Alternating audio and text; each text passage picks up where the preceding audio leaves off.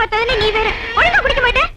கேசுடா, மாசம் ஆன இந்த 2 குழந்தைகளுக்கு மட்டும் என்ன செலவாகுதுன்னு தெரியுமா உனக்கு? நல்லா கேளுங்க.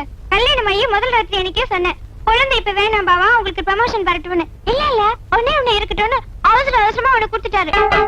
அது தேவடிச்சாடு. ரெண்டாவதுக்காவது கேப் கொடுங்கன்னு சொன்னேன். துள்ளி குதிச்சுட்டாரு. ஆம்பளைங்களுக்கு வாயில்தான் சொல்ல முடியும். நான் போட்டாச்சு, தாள் போடுனா போட்டுதானே ஆகணும். ஏய், உன் மனசாட்சி தொட்டு சொல்லு, நீயே தாள் போட்டதே இல்லையா? வாய் மூட. உன்னை பத்தி எனக்கு தெரியாது. வீட்டுக்கு விருந்தாளுங்க வந்திருக்காங்க, ஒரு நாளைக்கு வாசல்ல போய் படுடான்னா 1008 சாக்கு சொல்லுவே நீ. சரி, அது என் வீக்னஸ். அதையும் திருத்தி சொல்லிட்டு என்ன அர்த்தம்? அதுக்கும் இவன் வாசல்ல கடை வச்சிருக்க என்ன சம்பந்தம்? நிறைய சம்பந்தம் இருக்குடா.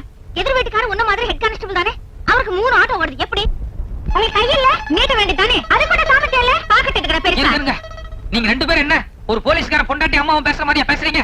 இந்த வீரசாமி நாயுடு போலீஸ் டிபார்ட்மெண்ட்டுக்கு ஒரு எக்ஸாம்பிளா இருக்க போறேன். ஐ மீன் எடுத்துக்காட்டு. நான் வாழ்க்கையில கடைசி வரைக்கும் ஒரு வீரப்பதம் கூட வாங்க மாட்டேன். அது